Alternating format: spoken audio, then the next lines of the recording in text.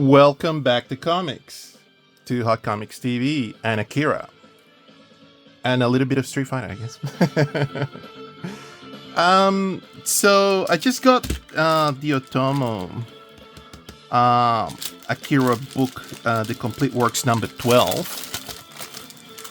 This has been quite a long time. I was on the fence on this because of the fact that I already owned the Dark Horse edition, so what they call them, the phone book editions, whatever you want to go with that. And I just want to go a little bit over AKIRA and also the 35th edition theme, this monstrosity. Hold on. Let me just get this out of the way and I'll be able to... Oh my god. Wow. So this is the 35th edition, 35-year edition box set, which I bagged for some reason. I wanted to make a comparison with the first book. I'm not gonna go over everything because otherwise this would just take too long. So here's the book. We got a massive close-up. I will go over this book set maybe on the second book, but right now I just kind of want to go over maybe the material that's in the book. This is some of the paraphernalia that comes in. So this is like a big this is the content printout. I guess it comes with a patch and it comes with a bunch of other goodies. I'm just the Otomo Club. So the books here, these are hardcovers, right? This is probably going to be like the best guideline for anybody who wants to jump in onto the AKIRA sort of train and all the good stuff. Let me just adjust the camera because this is the new edition. This is the thing that I wanted to show, and this is the the original book that I bought like quite a while ago. So let's zoom out. So, oh my god, what's left to be said about AKIRA that other people haven't already talked about, or Otomo on his interviews, which is the most important thing that if anybody wants to sort of get the minutiae things, go listen to Otomo. Otomo will talk about all his influences, and after all the years, you kind of sort of think that this is a mishmash of influences that Otomo was influenced back in the mid to late 70s, and this is the culmination of it all. So yeah, so this is the hardcover. This is beautiful. This is called Ansha, printing this luxury item. I don't want to call this anything other than luxury because it's delightful to see this quality print and the quality paper that they've done their work on. And this reads that way. Oh wow, I kind of didn't realize they flipped the book. Oh no, it doesn't. I'm more paying attention to what I'm talking about. So no, it's this one. This is the Dark Horse one that flips this way. So this goes that way. I never done this comparison before. Actually, this is interesting to me. So let's take a look. The inner liner. Let's talk about the production of the book first. Then we're gonna get onto the other book first. So let's take a look. So it's a hardcover, gloss lamination, dust jacket, and it's got an introduction to the book. I guess an interview with Otomo. Yep. So we're treated. Stitch bound. Wow. Okay. I didn't notice that. I bought this. Can you believe that this edition came out 7 years ago? It is quite ridiculous for the amount of time. And the Dark Horse edition has the papers, my goodness, jelloed up. So let's take a look at what's going on in here.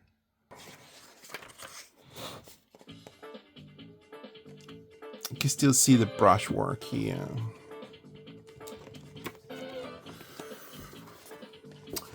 Just to look, I think that for the difference from the two books is just the fact that one is being just recently printed and it's got better quality paper. It's a little bit bigger, the Kodansha edition, opposed to that. And then there's the Japanese edition now with the works of Otomo, which is a little bit smaller. But we're treated to a different production. As you know, I'll give you the spiel again.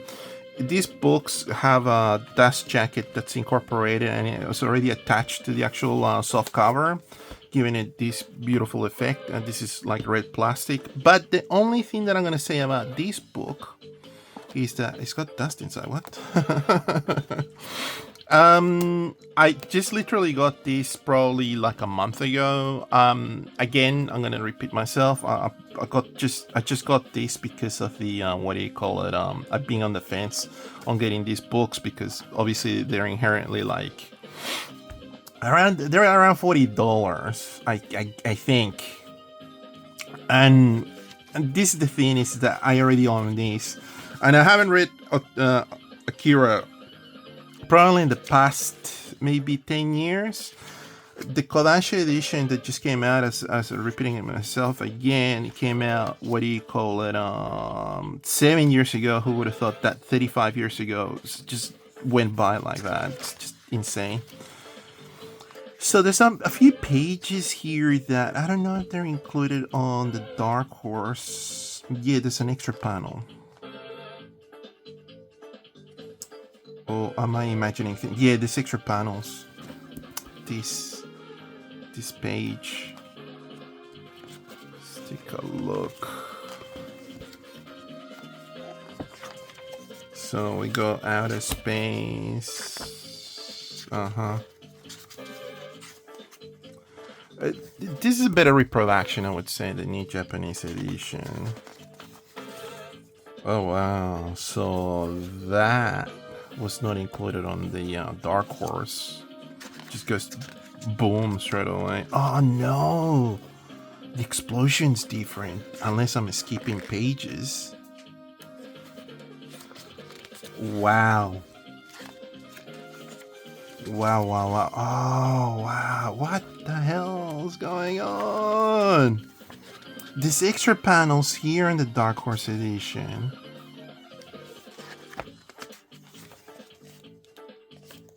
And the original illustrations included here, whether the shenanigans of Otomo taking photographs with. So what he did is that he painted this, right? But then later on, he went on and did the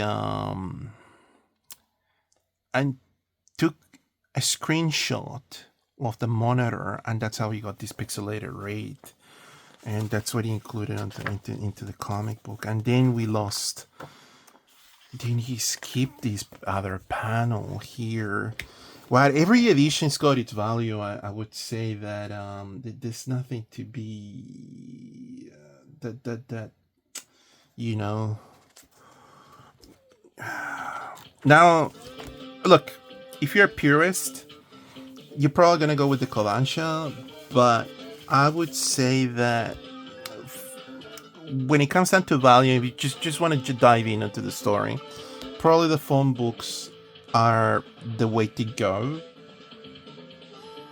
Only mainly because of the fact that what do you call it? Because of the cost. Because this is obviously, if you read Japanese, this is the way to go. And if you're an insane person like me that has to collect everything that Otomo has done, like if you have those problems, like go for it, you know? And if you got the money to spend, you know, and you're not gonna have your wife yelling at you, like, why did you buy this again? You know, for those reasons. But let's take a look at the book. So the boys are a bunch of thugs. If we go into the story now, there are a bunch of motorcycle gang kind of members that are kind of in the influence of from back when what was happening in the 70s all the way to the 80s. There was like a lot of motorcycle gangs, criminals sort of going around Japan. And this is what's sort of embedded into this story. That's what the boys are. But there's also, what do you call it? If we're gonna get into the minutia of what the story is, you gotta acknowledge that Otomo has so many influences coming into this collection of books, culminating into this series. And he was mentioning that Fireball probably was the first science fiction major work that he started working on, and obviously he finished with that, and that would have been the foundations to these. And then we have Domu, which is probably more directly connected to this because we got all of these psychic power characters with superpowers, right? Like the X-Men sort of thing. If you want to sort of go into that route, like here's Takashi's, like one of the examples of people that like doing other, what do you call it? They're doing the supernatural, just doing the superpower sort of thing. The boys kind of get collected onto that. Oh, that's beautiful. I don't think these panels were included on the Dark Horse. Sorry, this video is gonna be so long because of the comparisons. But if you know me, you would be expecting that sort of pauses. Okay, so Dark Horse absolutely avoided that. Did not include it. Let's see if the Kodansha book has it. If it was omitted, I think it was omitted. Oh my goodness. Okay, so I'm gonna say it now. If you really want to have the whole bag, I guess this is gonna be the route to go with. Because yeah, these illustrations, outstanding. He's using acrylics on this. What a beautiful, beautiful illustration. Otomo transcends the comic book artist sort of label. He's a designer as well because he's so obviously talented. This character, oh my god. This character is like always in the panels. If you always pay attention to the story of Akira, this is one of those characters that I paid attention to. I don't know if he's like a vagrant or a drunk student or what's going on in this high school. Because this is, by the way, a school for delinquents, for those kids that did not do well. Let me zoom in a bit.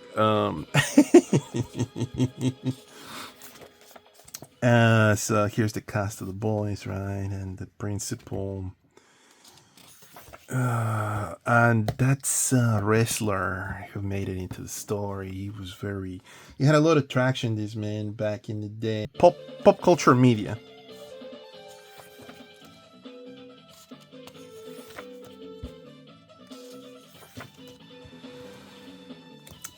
It's phenomenal to see this book. I'm not gonna say that I'm regretting doing these purchases from these Otomo collections because there's a lot of stuff that I never had, and also I don't know the treatment from the Marvel, the Epic line. I never got the chance to get those books because I was way too young when those books were coming out. I mean, I would have been a toddler by the time that was coming out, like early 80s. So every panel's almost like a money shot with Otomo. The amount of detail. I mean, this could be a T-shirt. This could be a poster. They could be doing so much. What do you call it?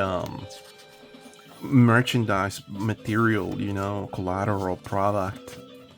With a lot of his work lends for that sort of. What do you call it? Advertising product stuff as much as character design. Again, I've never seen these before.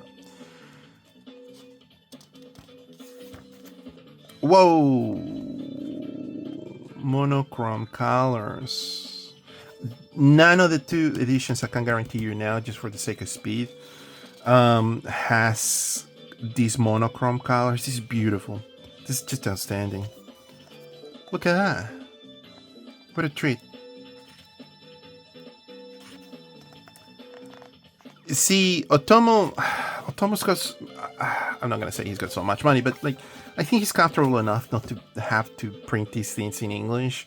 But I would say that if they were to reprint these in like on a soft cover and launch them in English, exactly one by one and just translating it into English. This would be a delight, to be able to have the collection. This is one of my favorite, what do you call it, panels, or part of the story. I guess you can sort of see the type of character that Canada is. Canada, by the way, giving you like a fun fact, Canada is based on Tetsujin's or Gigantor's pilot, whatever Canada's actual name is. I can't remember the name of the character, but he's Canada as well. And Otomo always said that he was trying to do like his own version of Tetsujin or Gigantor 28. That's why the number 28 is like plaster all over Akira. So that's fun fact where Canada's name comes from. And then this one is one of my favorite panels because Canada comes in, is trying to get drugs from the crew, right? Like he's trying to get the pills to get high, and the school nurse, is the one that's supplying that, and she tells him that she's pregnant, she's expecting his kid. So he goes, "Oh, cool. Can I watch when you give birth?" Something like that. I think that's his answer. I haven't read this in a little bit, and like I think it's been 10 years since I haven't read it, but that's what I remember. One of the answers, he goes, "Oh, cool." And then like his attention span is so short. Somebody calls him, like he just runs off from the moment, and he just leaves the girl hanging there. So Canada gets around.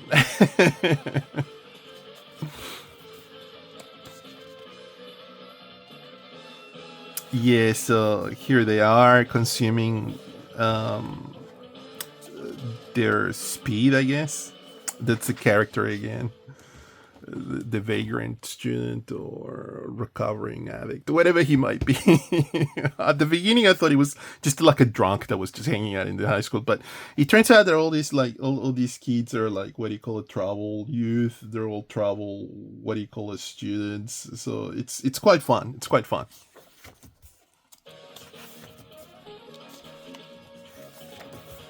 Again, this is outstanding to see this work.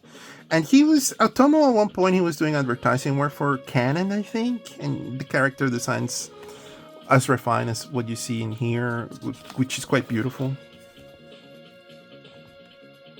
It doesn't scream that Blade Runner to you. I don't know what does.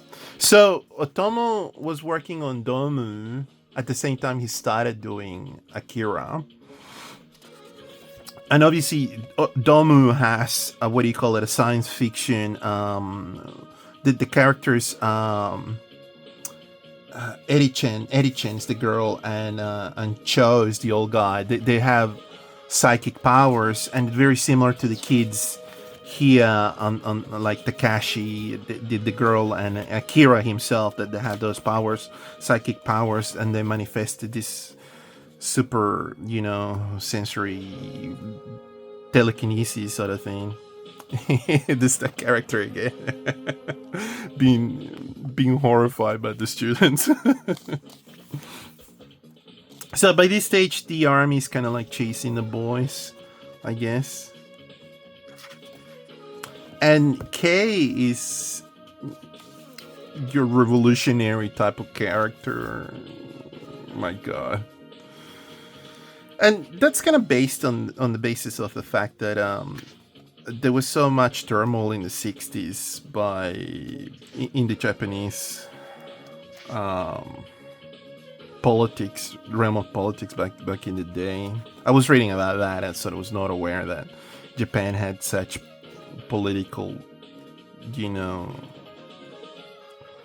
people, rampaging against the government, I guess, or protesting. That's probably the word, protesting against the government. So here, Tetsu's already escaped out of the medical center where they're doing experiments on him, and he's already manifesting superpowers.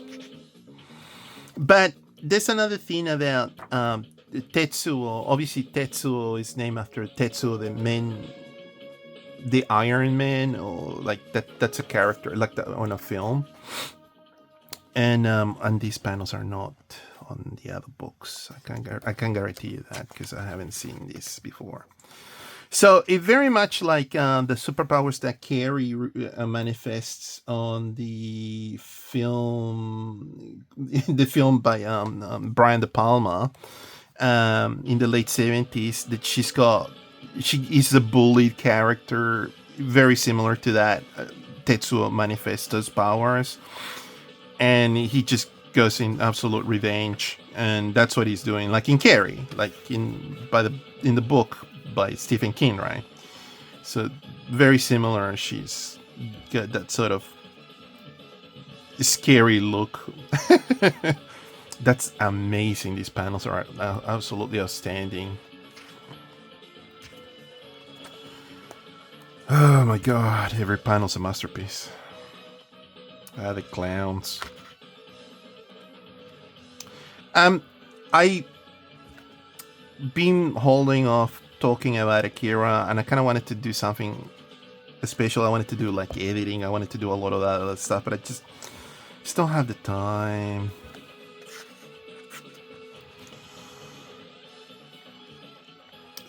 Just want to maybe guide you and see what you want to buy.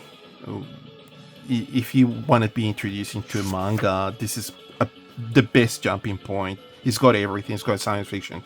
It's got action. It's got a little bit of horror, I guess. AKIRA has a little bit of horror. Domo is more of a horror. Otomo kind of acknowledged that a little bit more fluently on an interview, sort of saying that yes, he would classify Domo as an horror. Look how beautiful this drawing is of Kane's. Otomo. Otomo is so surgical in how he creates the environments that he had mapped out the bar. And you can sort of see that on the DVD, or how he had mapped out the bar where the pinball machines are, the jukebox, all of that. It's so well elaborated. And fun fact, Canada stole the bike that he rides, the red bike, the iconic red bike. And here's the time where Tetsuo comes back with powers, making him this demi-god-like entity. Yeah, so that's this book. Alright. So it ends here. Part 1 of AKIRA. I would like to see where the Dark Horse ends. There's a little bit more book. There's a little bit more pages on this. So the panel where... Okay, so here's escaping. They're at the bar. So around about where they cut that other book on. It's so odd because this is like mirror. Yeah, okay. So where are the bottles? Yeah, okay, so that would be book 2 now of these.